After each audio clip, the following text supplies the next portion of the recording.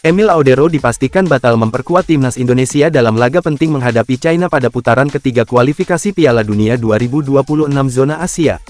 Keputusan ini berkaitan dengan status Maarten Paes, kiper utama timnas Indonesia yang sebelumnya sempat diragukan tampil karena akumulasi kartu kuning. Situasi ini menimbulkan kebingungan sekaligus pertanyaan di kalangan publik dan penggemar sepak bola nasional, karena posisi penjaga gawang dalam laga tersebut semestinya menjadi milik Emil Audero jika Maarten Paes terkena sanksi.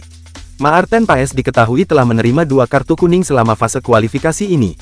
Kartu kuning pertama ia dapatkan saat Indonesia bermain imbang 1-1 melawan Arab Saudi pada tanggal 6 September tahun 2024. Kemudian, kartu kuning kedua diterimanya dalam kemenangan Indonesia atas Bahrain pada tanggal 25 Maret tahun 2025.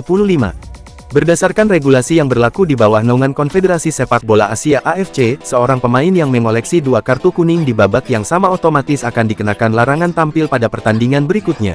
Artinya, Maarten Paes seharusnya menjalani hukuman larangan bermain saat Indonesia melawan China pada tanggal 5 Juli mendatang. Dengan demikian, posisi kiper utama diyakini akan diisi oleh Emil Audero, yang merupakan salah satu pemain naturalisasi yang baru bergabung dan sangat dinantikan kiprahnya. Emil adalah mantan penjaga gawang Sampdoria yang kini memperkuat klub Palermo di Italia dan sebelumnya sempat memperkuat tim junior Italia. Kehadirannya di timnas Garuda dianggap sebagai salah satu peningkatan signifikan di lini belakang Indonesia. Namun kenyataannya, Maarten Paes dinyatakan bisa tampil dalam laga tersebut. Hal ini mengindikasikan bahwa ada interpretasi atau keputusan khusus dari AFC terkait status kartu kuning Paes. Beberapa pihak menduga bahwa ada celah dalam peraturan, atau bahwa masa berlaku akumulasi kartu kuning mungkin sudah kedaluarsa, tergantung pada aturan spesifik yang diterapkan AFC untuk fase kualifikasi ini. Tidak ada penjelasan resmi yang dirilis AFC sejauh ini terkait mengapa Maarten Paes tetap diizinkan bermain meskipun akumulasi kartu kuningnya sudah mencapai batas. Akibat dari keputusan ini, Emil Audero tidak akan tampil dalam pertandingan melawan China. Hal ini tentu mengecewakan bagi sebagian penggemar yang ingin melihat aksi perdananya bersama skuad Merah Putih, apalagi mengingat laga melawan China merupakan duel penting dalam menentukan langkah Indonesia menuju putaran final Piala Dunia 2026. Di sisi lain, Maarten Paes yang tampil konsisten sejak awal kualifikasi dipercaya pelatih Patrick Kluivert untuk tetap menjaga gawang Indonesia dalam laga tersebut. Situasi ini memperlihatkan kompleksitas regulasi dalam sepak bola internasional, terutama ketika berkaitan dengan akumulasi kartu dan hak bermain seorang pemain.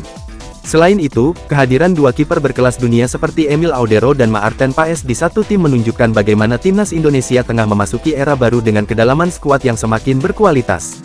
Bagi Emil Audero, masih terbuka kesempatan tampil di pertandingan selanjutnya, terutama jika timnas Indonesia melaju lebih jauh di kualifikasi atau menghadapi laga-laga persahabatan maupun turnamen regional lain.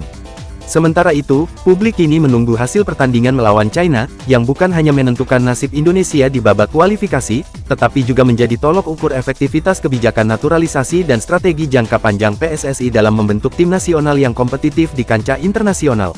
Dukungan dan antusiasme terhadap tim terus mengalir, baik dari dalam negeri maupun diaspora Indonesia di luar negeri, yang berharap agar tim kebanggaan mereka bisa tampil di panggung sepak bola dunia untuk pertama kalinya.